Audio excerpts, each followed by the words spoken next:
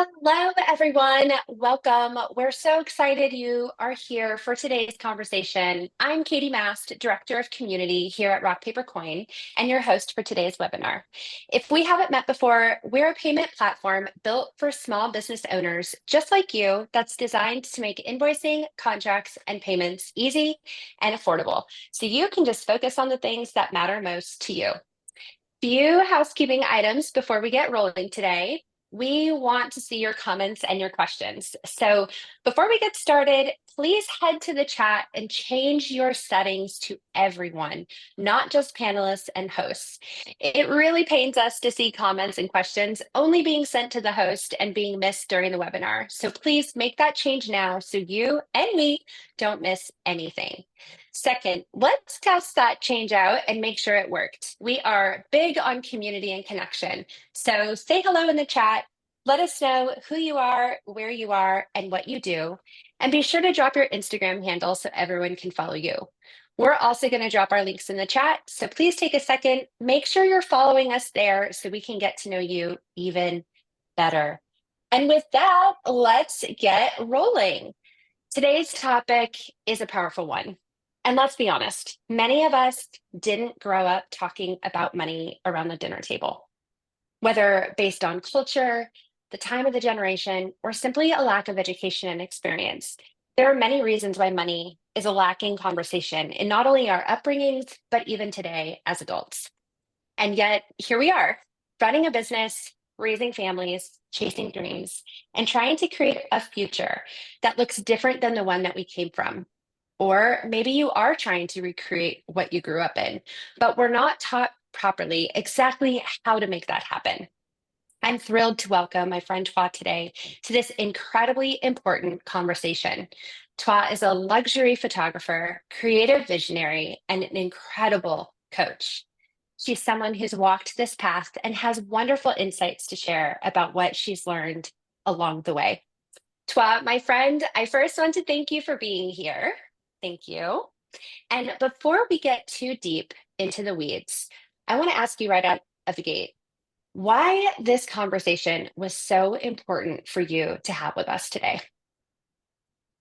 Well, thanks for having me. I'm excited to be here, and I hope what I share today will leave people with hope and a vision for being able to, be able to walk away with abundance, an abundant mindset to be able to build that wealth that they want.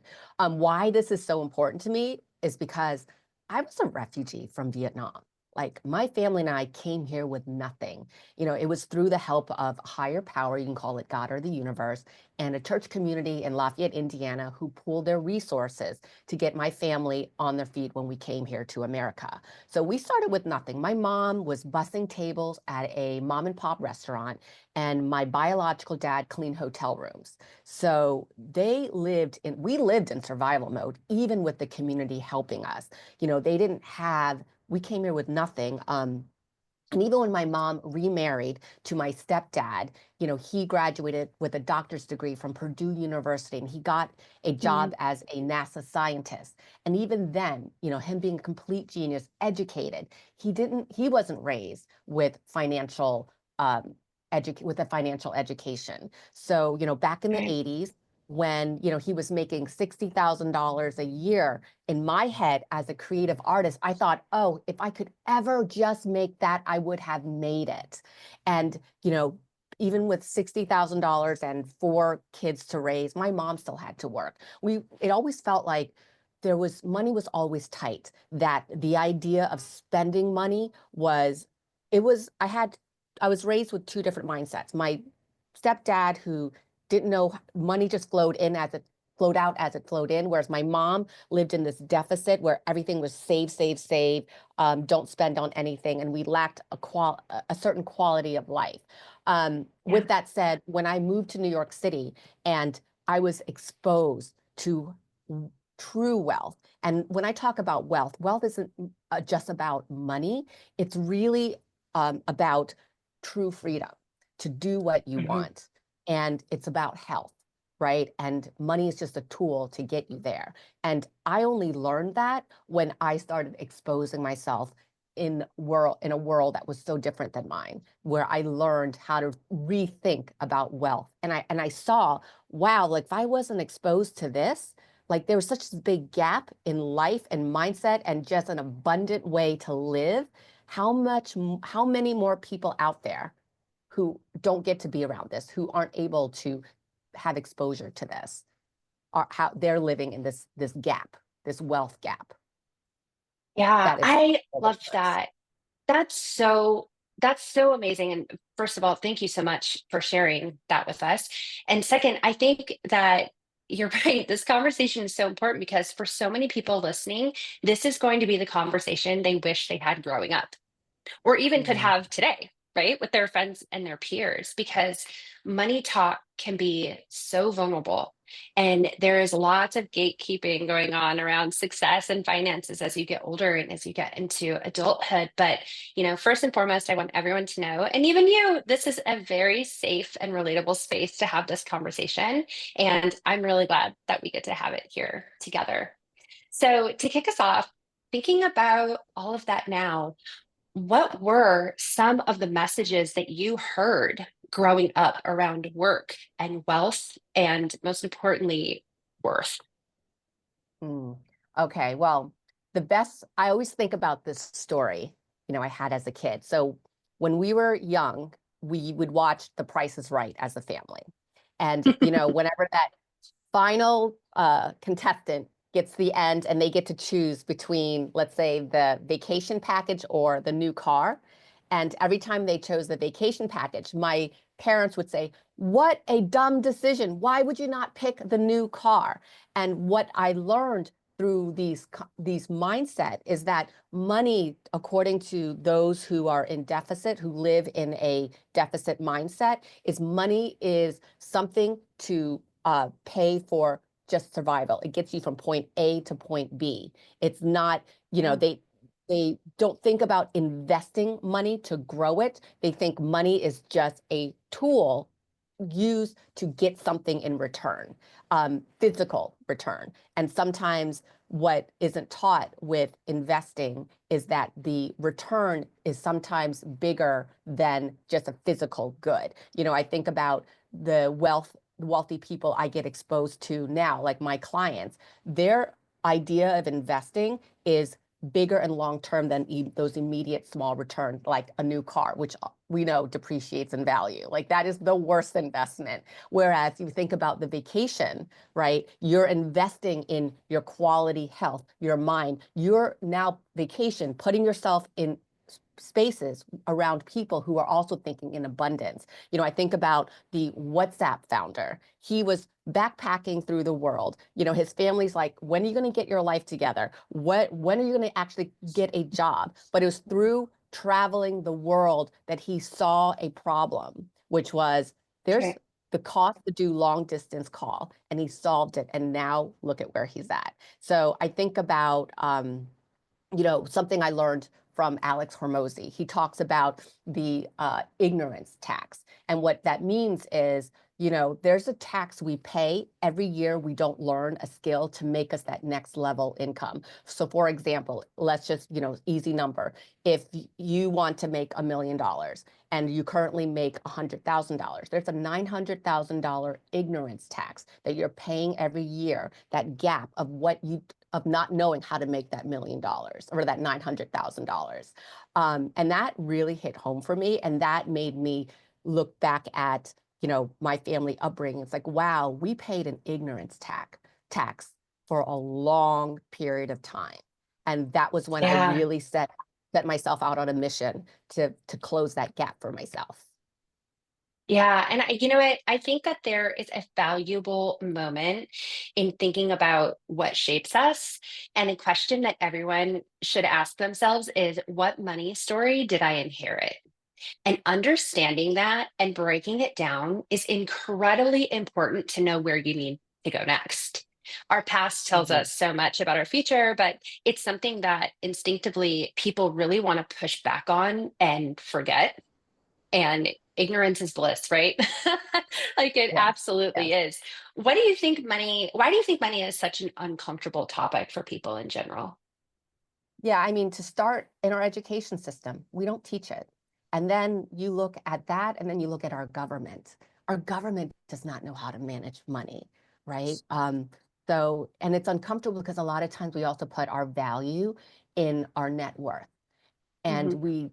and I really had to learn to separate what my value is, what I bring to the table that can create money, separate that from what my net worth is. And also comparison, right? Because we are in a social media environment where you see people flaunting wealth and lifestyle. And, you know, and it can create such a false understanding of what wealth is, where sometimes the wealthiest people I know aren't, you know, they're not flaunting, these big expensive, designer bags and expensive vacation, right? But they're living the life that they want to live with freedom of Mhm. mind, freedom of health. Um, so yeah. I love that. I love that. This we are literally 10 minutes in, and this is just a tip of the iceberg of this conversation. So as we mentioned earlier, if you didn't grow up talking about money, learning how to navigate finances while deciding to own and run your own business can feel incredibly overwhelming. And I see it all over every industry, but the basics are you're running paycheck to paycheck or booking to booking. You're not being able to protect yourself or your business because you can't afford to pay for insurance. Um, some business pros are not taking online payments because you need every penny of that payment and you can't afford to pay the taxes. These are all things that are happening to pros right now. And I know you see it through coaching and even just peer to peer. And it's scary living in a cycle of being one bad experience away from a very expensive outcome. But one thing I know that you and I align on so well is that we're here to tell everyone that the cycle doesn't have to be permanent. It is completely rewritable. And I know that that's something that you teach. And that if you trust the process and put in the work, you're going to see the results, period. And I know that that is something that is just so labeled on your heart. So let's talk about living in that survival mode because while the signs look slightly different for everyone, there are so many people that are just in this constant daily spin. And it's mostly followed in a similar pattern, which is by burnout, resentment, fear, underpricing, undervaluing, and simply just not paying themselves. But also having that constant worry of slow seasons. And in return, we know that that pattern of saying yes to every inquiry that comes along is just so incredibly harmful. So, in your opinion, what is the cost emotionally, physically, generationally of staying in survival mode? Okay, there's a lot to unpack in everything that you So said. So much. I'm best with stories, and then Love. okay. So because I feel like I learn best from stories, and I feel like I've learned so much even from what I've gone through. I want to take it back to when I first came to New York City. And literally where I was living from paycheck to paycheck. Me and two other roommates lived in an apartment up in Harlem with no AC. And to make ends meet, we worked we worked multiple jobs, and one of the jobs was at the Ralph Lauren mansion up on 72nd Street. This was back in the day. I think they branched out different locations, but and I remember being. Let me even take it back before that. So there was one night where we had this, we couldn't even afford sushi. And so our solution to having sushi was to throw a sushi rolling party. So we'd invite friends, everyone would bring one ingredient. I had the rice cooker, someone would bring like the nori seaweed wrap, someone would bring the soy sauce and like and we'd literally roll our own sushi. And that was pooling our resources. Um, so and then at the end of the week, we literally had no food in the house. So my roommate and we only had the nori in the fridge and a bottle of soy sauce. I didn't even have rice. We ran out of rice. And so we were standing over the sink, dripping soy sauce on the nori and eating it. And we literally had this moment where we were like, look at how poor we are. Like we literally can't afford to fill our fridge. And I remember sitting there and thinking, but this can't be forever. Like this, like I refuse to live like this. And sometimes you have to reach, I wouldn't say that was rock bottom for me, but it felt pretty low, right? To not be able to have food. Yeah. And then you're at the same time, we're working at the Ralph Lauren mansion where I was the CSR rep, so customer service representative. So we would ring up orders and a women would come in and buy a $2,000 vintage spoon that has no practical return in my mind. Another woman came in and bought her 5-year-old son a $5,000 sports coat and got it custom tailored, which he was going to grow out at the end of 6 months. And Yeah. I remember standing there, ringing these people up. And instead of hating them, instead of saying, why them, not me, what I did was ask myself, how do I get myself on the other side of this counter? How do I become that person? And that's, it goes back to that ignorance tax. And I think that was such a defining moment for me where I decided I refused, like, look at me, I'm getting emotional. I know. I'm like getting emotional watching you get emotional. This is I'm great. such a I love it. crybaby. It's like Pisces in me. But what it did was it was such a defining moment where I decided I will not be poor. Like I will educate myself and do what I need to do. So after I I was, still going to FIT at the time. And so after I graduated, oh, that was another story. So at FIT, there were these girls. So there would be Wall Street men who would come onto campus and hang out and try to pick up all the fashion design girls, right? And one girl was dating this Wall Street guy, and she came in with like a Chanel bag and fur coat.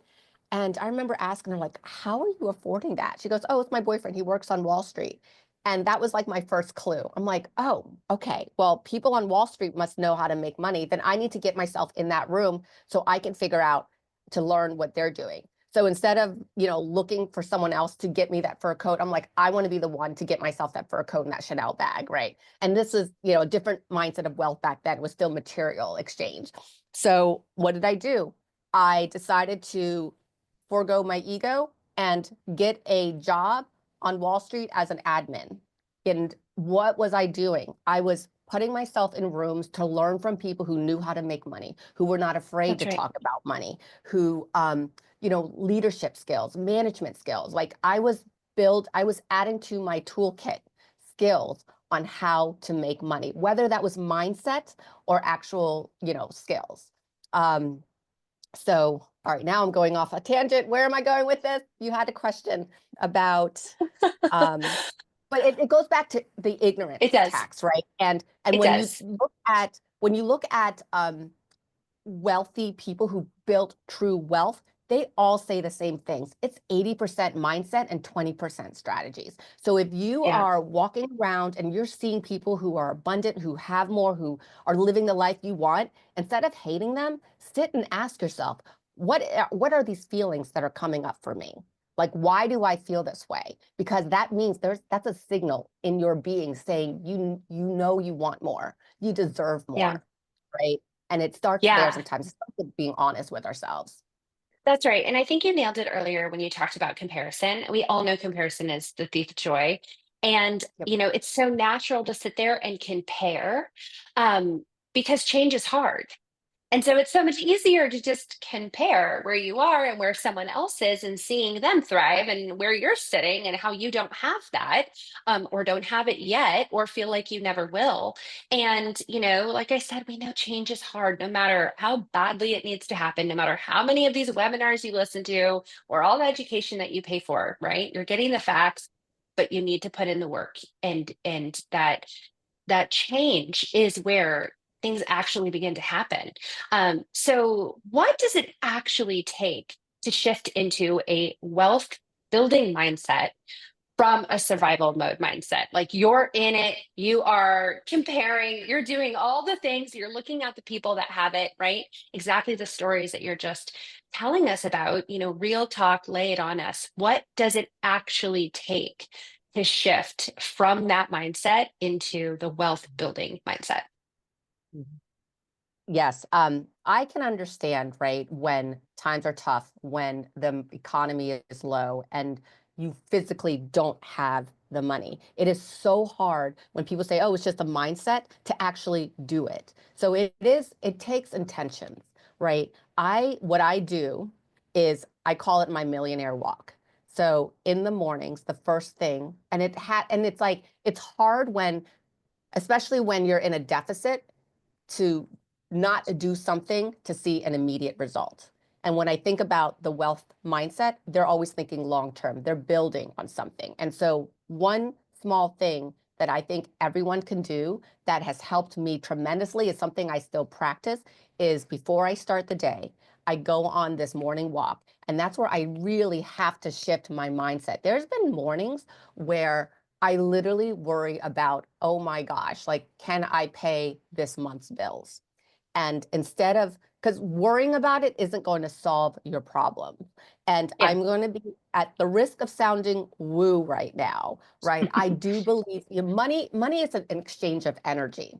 And so if you don't believe it's there, if you don't believe you could call it in, if you don't believe that it's abundant, it won't be for you. Money, you know, like, what is it? Money flows where attention goes. So on my morning walks, I consciously focus on mantras, right? Like I can call in money. Money is here to serve me. And when I say money, it's just a tool, right? It's really like, what is that life that I want? And even asking, what do I need to learn? Who do I need to become? What habits, like being honest with yourself, what true habits are keeping me from that wealth that I desire, right? For me, for the Mm, longest time, I had to get honest with my insecurity with needing to look wealthy.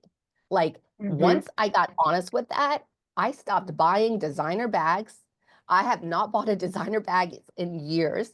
We live small. Like I don't need a big house, but and where I choose to put my wealth or choose to put my money to build wealth is in my education, in coaching, and a lot of times I think about even in the business, when you're in a deficit mindset, you tend to to say yes to everything, thinking that small, Mhm. this job here, I just got to stack it all and that's just going to keep me going versus sometimes doing what is scary. When I talk about like trust the process, doing what's scary sometimes may not show immediate results. For example, maybe I need to put the money up front to outsource the editing, right? To outsource tasks that are not going to generate new revenue for the business. So I could free up my time because ultimately time is the biggest value we all have. And it's a value that does not increase. It diminishes. So that is the most valuable thing. If you talk to any wealthy person, it's time. That is the value. Yeah. And if we could use Yeah. time and skills, right? The skills in order to create more revenue. So maybe for me as a photographer, one of the biggest mistakes I made back in the day was not putting myself in rooms to connect with people who could bring in more business. I spent all of my time editing, all of my time doing non-revenue generating tasks, what I call jobs below my pay grade. Like I've now looked at myself as the CEO of my company, and my main role is what do I need to do to bring in more revenue? Whether that's a skill, whether that's coaching, whether that's action, getting out there and staying top of mind versus sitting behind a desk, hiding behind the task.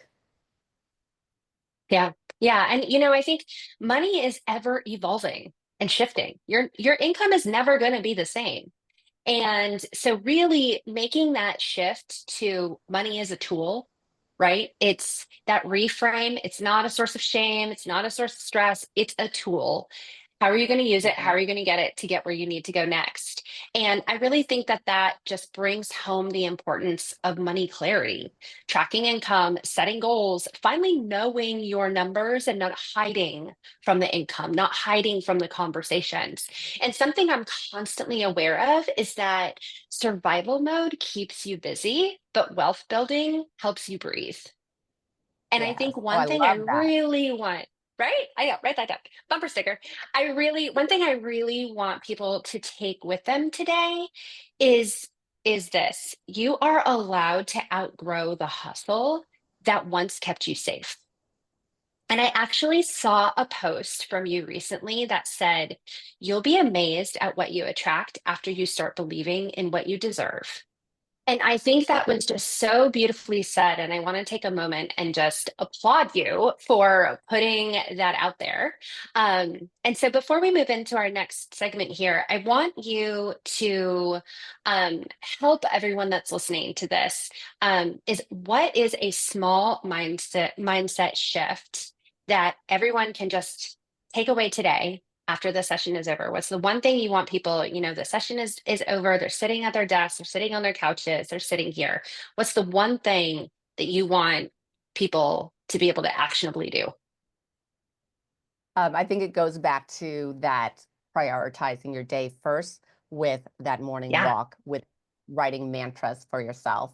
love To it. me, that's the biggest shift that has ever that's made a difference in where I am today, for sure. It makes sense because how you start your day is how you're going to end your day, right? Like Yes. if you start your day off with such intention, even if it zigs and zags and doesn't go the way that you wanted, you can go to bed at night knowing I started today with the best of intentions and we're Mhm. going to try again tomorrow. But Yes. just being able to Just say that, put it out in the and universe that you remembering. tried.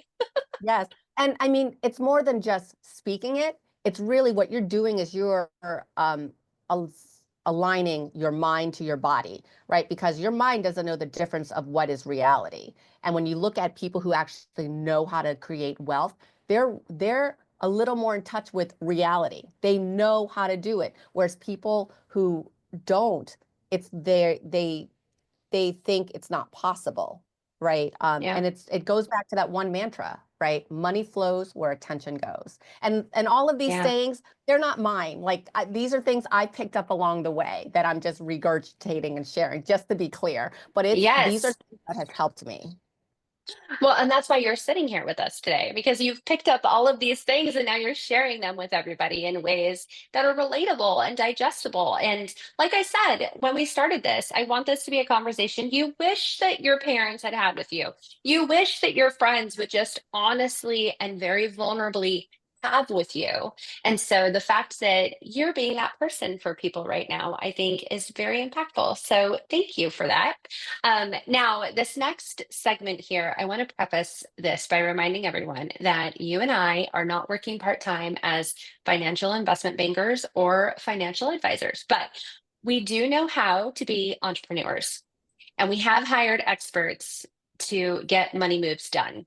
And before hiring the experts, however, we were just business owners who needed guidance, like everybody sitting here on this session today. So I hope that this next session motivates you and gets you pointed in some new directions. But we also want you to level up and find a trusted advisor to start planning your dreams with. So with that, I want to move into this next segment. And, right now we know that money feels especially tight and scary for a lot of people across many different areas.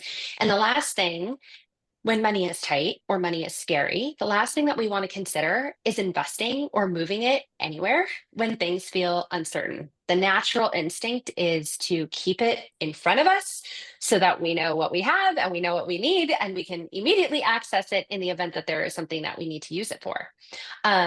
And also, just so you know, this by far was the most talked about discussion in the registration comments. So I'd love to spend a little bit of time here because it's clearly something that is very weighing deeply on people. What moves did you make, or are you even making now, to manage your money well when it's not been a season of overflow? I love this question. Okay. Again, not a financial expert. And I think as a creative, when you hear like, terms like capital gains, all of those, like, it's like as a creative, my brain shuts down. So for me, Yeah. I've definitely gotten help from financial coaching and advisors. But it's still, with that said, I think it's still so important to know your numbers and to really be in it with even the people that you Hmm. get advice from. So one practical advice that I got that I love, and it's reframing the way we think about it, is creating a central nervous system account.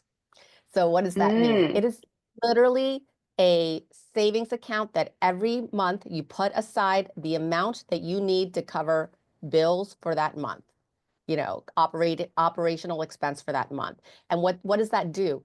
It, knowing you have that covered, can like literally ground your nervous system so that you are taking yourself out of this fear mode, survival mode, and knowing, okay, I have a plan. I have this number set for this month. I'm okay. Now I have the space to go and make up the difference for what I want overflow to look and feel like. And Hmm. then the other advice is, even if it's just $50, you've got to make your money work for you. And so what you could do is open up a brokerage account, or, for me, I love Beanstox. It's every month I have a certain amount that I move out and put it into this investment account that I know the money is being grown for me. And a lot of times when you don't have a lot and you look at what's out there, you think, I need to be putting away thousands of dollars every month. You don't. Even if it's $50, even if it's $20, like, that will grow for itself. And that is just training you to learn how to invest money and make it work for you. It's simple, it's small. When you look at people who have built their wealth, they're not making these big, huge moves, especially when they gain it. Maybe when you're starting out, you might need to take those big risks, right? Because big risk can come big rewards, but once Yeah. you have it, now how do you sustain it and keep it? And it's always in those small moves. So think small Yeah. over time. Yeah, and I think for a lot of us, this isn't the first time we're hearing this information, but maybe it's the first time that some of our community is actually in a place in their life where they're considering about actually doing something about it or trying something new. And I actually, a long time ago, I love that you said all of this because it kind of just validated what I was going to mention. But a long ago, an investor friend of mine told me the 5 golden rules to mindset shifts as a business owner, and I've been living by these. So thank you for making sure you kind of like validated that some of this was right. Number one was constantly pay yourself, even if it's Mhm. $100, because it creates the habit cycle, right? The second was exactly what you said, which is save something, even if it's $50. And what's more important is to automate the process so that you don't think about it or stop it. It's so easy to just like turn it off and be like, oh, I'll turn it back on next month. No, like, make it go out of there. Consider investing in a Roth or an IRA. And I think the biggest part here, and the part that I hear all the time, is that investing, even if it's a small amount, because people are under this impression that in order to have a Roth or an IRA or any kind of investment account, that it has to be a large amount of money that you're investing. And that is not the case. So we are here to squash that rumor right now. Go ahead and open the account and put that $25, $50 in there. The fourth one was get a business credit card or a small loan and start building business credit. You might not need it now, but down the road, when you're looking for that expansion or you're looking to take your business bigger, you'll be ready. You have already established that credit and you're ready to go. And then the fifth one I love, and I think this one probably hits home for you, but it's surround yourself with financial tools and resources so that you hear content consistently and constantly. We are what we absorb. So I've always thought that that one was so fascinating. Yeah. So what other, well, you said to be in stock. Is there any other tools that you're using right now that you can think of Um, that Other just than, make you feel a little bit more comfortable in controlling your money, perhaps? yeah, it's really meeting with my financial advisor. Like, I think even, um, I know some entrepreneurs do their own taxes. I think it's important to invest in real Scary. CPA tax accountant who can help Yeah. you actually, the money you pay them, they can actually in return make you back more money in savings, in how they can creatively, do your numbers to for write-offs and all of that. Like, you know, Yeah. I would suggest hiring an accountant if you don't have one. Okay. Same page. Love that. No taxes here. Like somebody else needs to take care of that for me. I feel like this is a perfect segue into a little bit of a deeper conversation about wealth and legacy from the mindset perspective. So I want to jump into some good stuff there. You talk a lot about building wealth on your terms.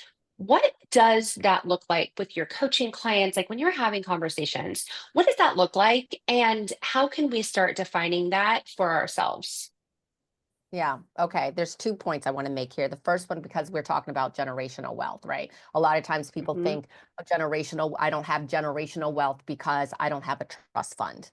Um, and so when you're starting from nothing, how I reframe generational wealth is the knowledge and tools that I'm gaining here. How do I pass that on to my kids, right? Like I may not, by the time I die, be a multimillionaire. I know I'm going to be, but until then, right? So I tell my kids all the time, and it's going to be the unconventional way of doing things.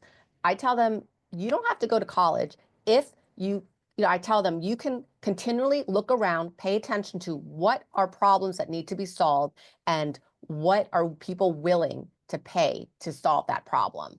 And so I'm teaching them from the start, is there a problem? Like, how are you making money, right? What value are you contributing that people are willing to pay for to solve that problem? And if they can come up with that idea and make money off of that, I say, you don't have to go to college. Go. And even if they didn't, I would rather them go and learn from someone who has built their wealth, work for them, Mhm. even if it's for free to intern, because the knowledge and skills that they're going to learn from working with that person will be more than what they will learn from sitting at a desk.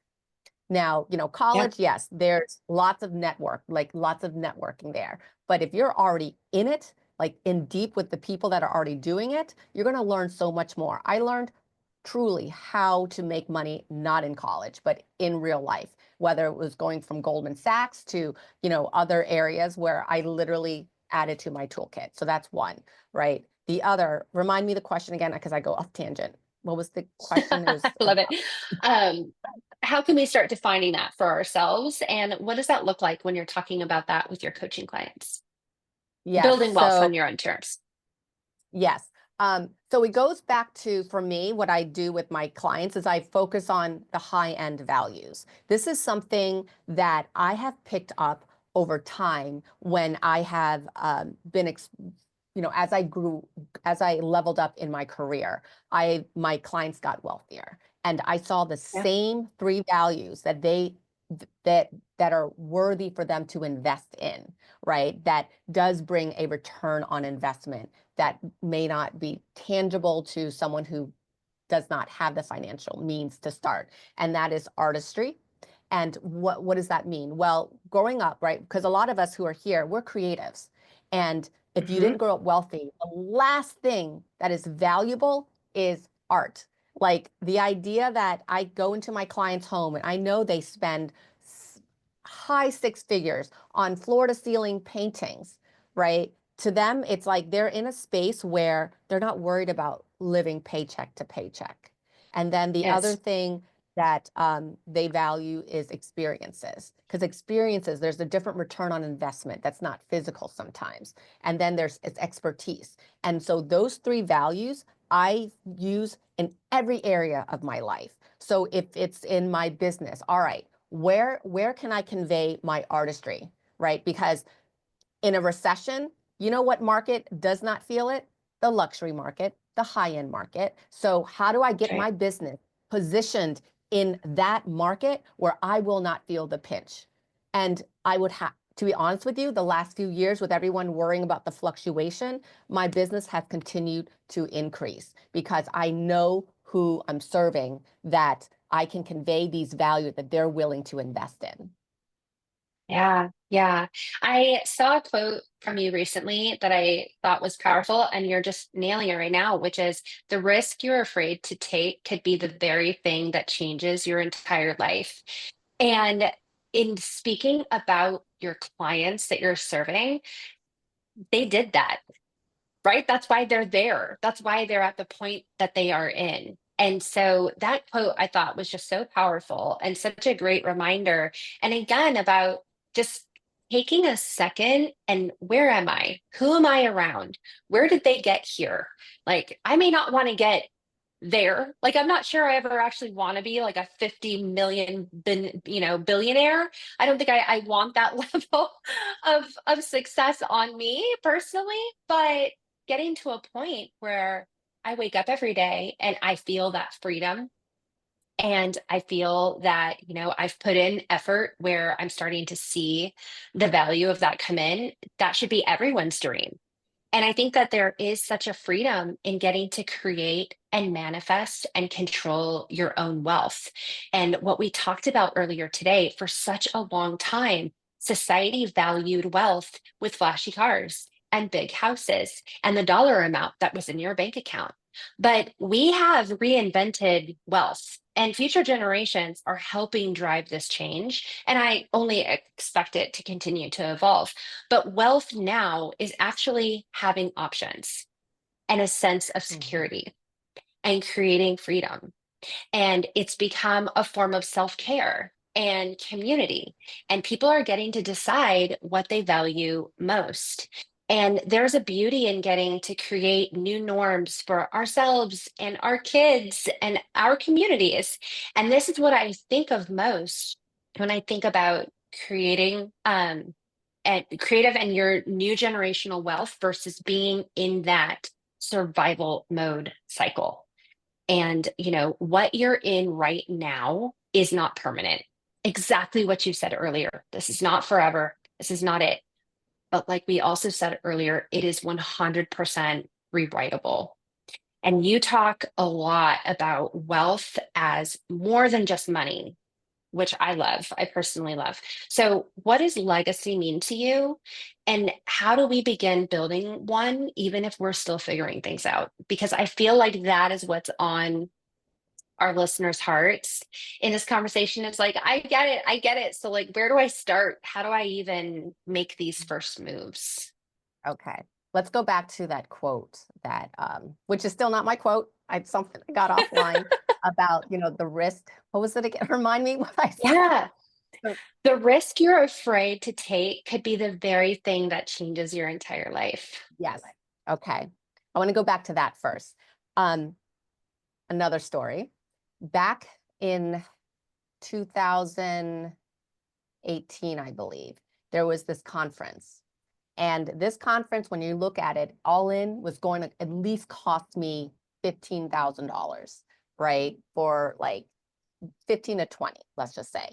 And I remember bringing it up to someone and they were like, that's a lot of money. Like, unless you can make that, like, I would book a job first that costs that before you go.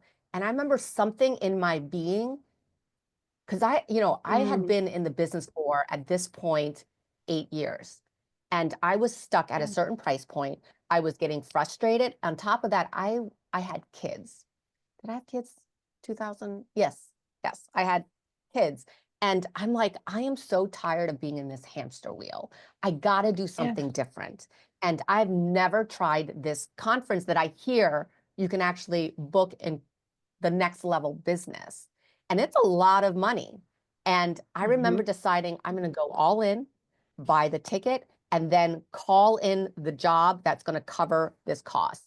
And I remember this person who told me, that's not a smart move. You don't have the money. And I was like, you know what? I'm not going to have the money if I don't do something different. So I need to take this risk. So I bought the ticket to this conference. I started looking at where can I, how can I really stretch my money to get the flight and all of that.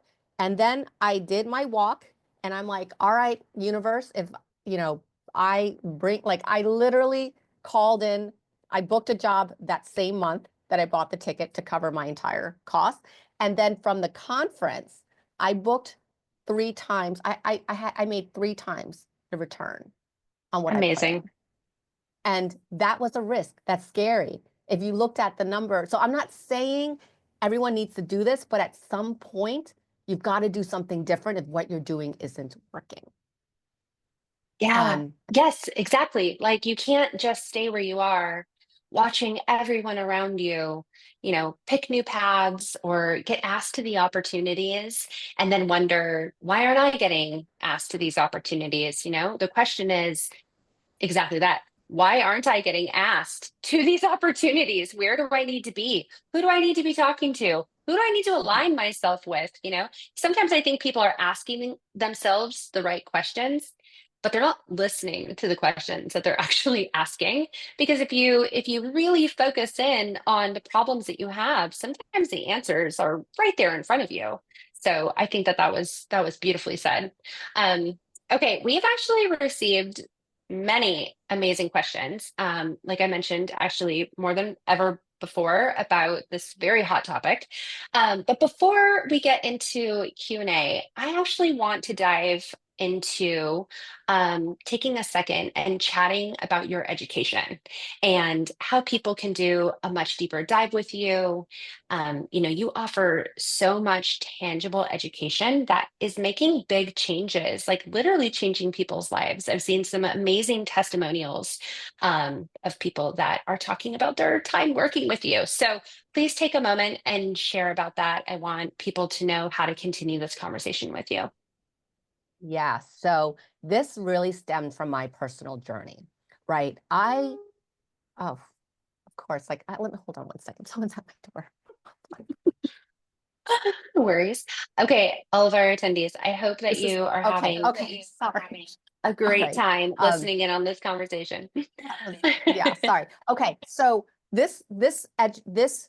I built a framework called the high-end framework, and this really came from my personal journey, right? As a photographer, and I know most of us out there have hit this point where you've hit that ceiling in the price point, and a lot of times for me, I'm like this heartfelt photographer, right? I'm led by my heart. I'm all in on my couples. And a lot of times Yeah. I didn't realize I had narratives that were masked as goodwill and masked as this heartfelt, lovey-dovey serving. But really what it was a block, a lie that I told myself to keep me from doing what was hard, from learning that next level skill, from filling in that gap to get me to that next level. So for example, there was a time when I was stuck at like $5,000 as a photographer. And then I would see my other peers, shooting double the rate, booking these big, beautiful weddings. And I remember thinking, well, I'm just not connected. Or I really know how to serve this $5,000 client. They really like me. But in order to make more, I would have to increase the volume. I was still exchanging time for dollar.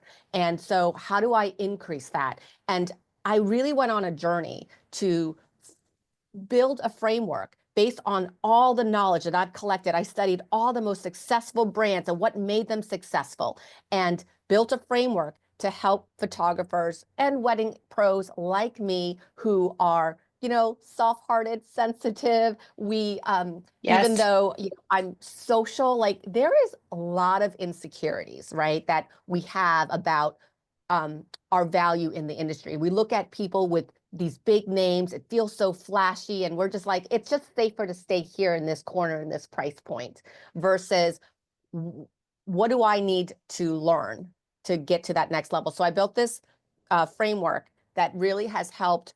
I think about Holly out of Wisconsin. She came to me in November and she was at her wit's end. She did not believe she could charge more than I think she didn't, in Wisconsin, she felt like the luxury price point was $4,500. She was charging $2,500 for a wedding, and she really couldn't see herself there. And I remember I listened to her, and I already knew, like I saw all of the same mindset that I had, all of the same beliefs, all of the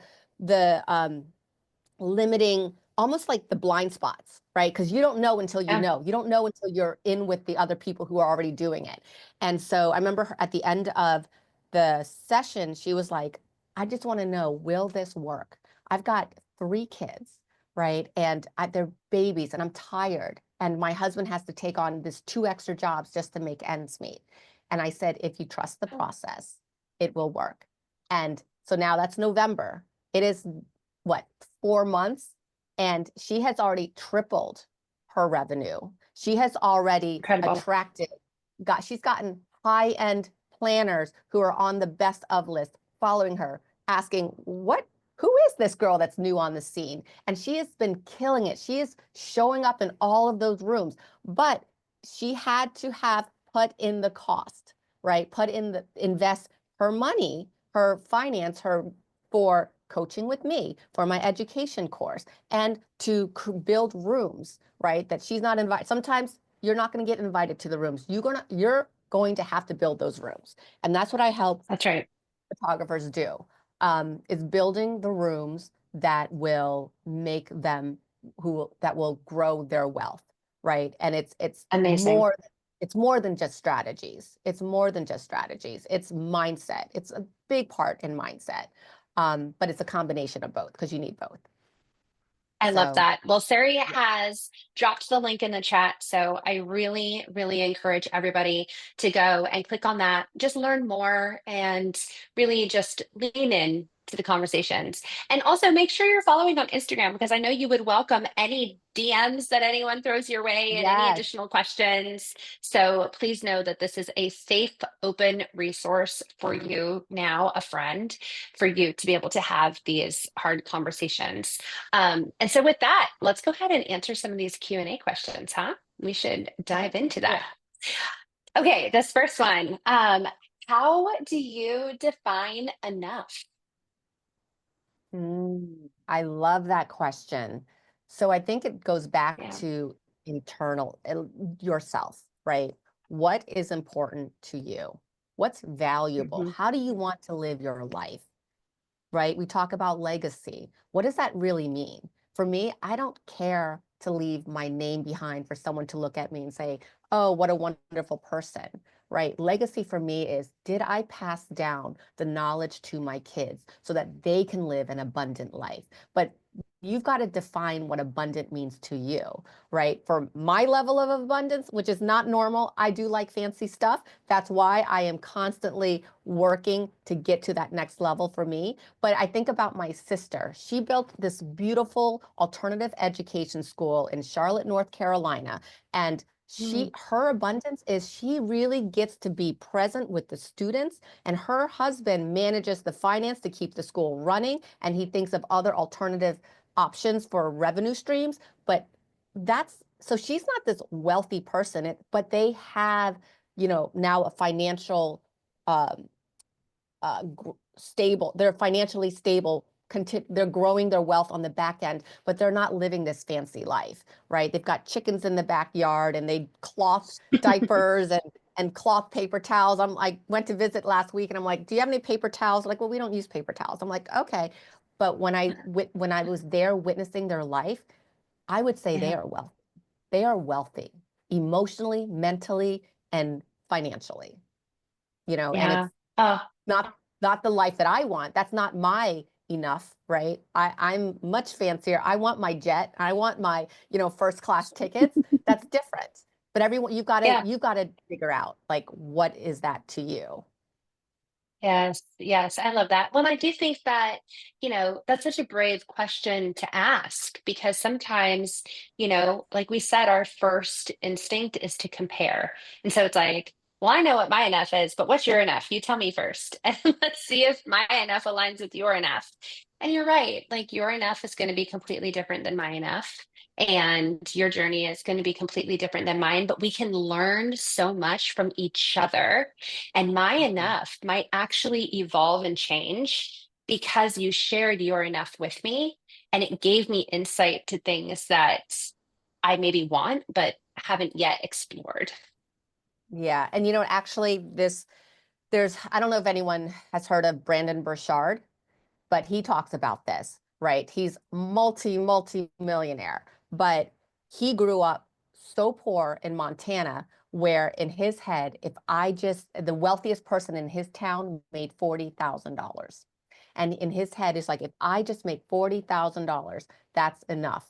And so now that's how he frames it. So he looks, anything in excess to that is abundance for him. Now he can really take that and give back. And so I think about, my stepdad, right? $60,000. Like, I have blown past that and in a way, it's like you have to sometimes look at where you started, right? And be present with where you are, even if it's not where you want to be, right? But we all are here because we have a business. Like, did your parents have that? I know my parents didn't, right? Like, I am already living in abundance compared to, not to say I don't want more, but so it's like being able to be present and grateful with what we have and still being okay with wanting more. And there's that balance. Yeah. Yeah, I think that's a great second question, and I'm being mindful of time here, but we've got this question here, which I think pretty much aligns, and it says, oftentimes I feel ashamed for wanting wealth as my family and friends just don't have the same goals. I know I don't have to justify myself, but it's starting to wear me down while trying to level up. Any advice? Hmm. Yeah, I know that one. It's going to take intention to change your circle. It's going to Yeah. take intention to decide it's okay with their judgment of me. I know I want more. And putting yourself in rooms where other people's, like, where your success doesn't feel like, I love this line, I saw it somewhere. I'm such a big, like, line phrase person, where put yourself in rooms where your success doesn't feel like bragging, right? And so it is really up leveling. And for me, the last 2 years, the most that I've spent, where I put my money the last 2 years, is putting myself in those rooms. I put myself in rooms of people who are doing 7, 8, 9-figure businesses, because I want to learn from them. I want to learn, what are they doing? How's their mind? How do they think about business and wealth and investing and revenue streams, right? Like, if you told me as a kid that I would be in these rooms talking to these people, it would feel like, no way. Like, I'm not, like, that's not me. That's not my people. Like, my people are here. Yeah. We, like, are poor, right? And it's being able to put, sometimes you're going to have to invest money, right? There's a cost to that, right? For people sometimes to Yeah. be in that space. But the return, the things that I've learned, that's filling up that gap knowledge, that, ignorance tax that I want to pay down. Yeah. So Well, and yeah, it's I changing think your it's surroundings. important. That's right. And I think it's important to remember you also do not have to inherit someone else's scarcity, that Hmm. your goals and your dreams are yours to chase, right? And so if somebody is not liking your dreams and your goals, and that is not your person, you get to build your own abundance and be in charge of getting there. And so it And sounds some, like, yeah, yeah, and sometimes it starts with, empathy, right? To me, I think empathy is a solution for a lot of things. It's being able to hold space for them to acknowledge, I see where you're trying to keep me safe too, because that's how you've kept yourself safe, and I hold space for it and I honor that, but creating boundaries to not let it seep into you. And to be honest yeah, with you, like, it takes, like, that, that risk, part of risk is being able to lose the people that are closest to you if you want more.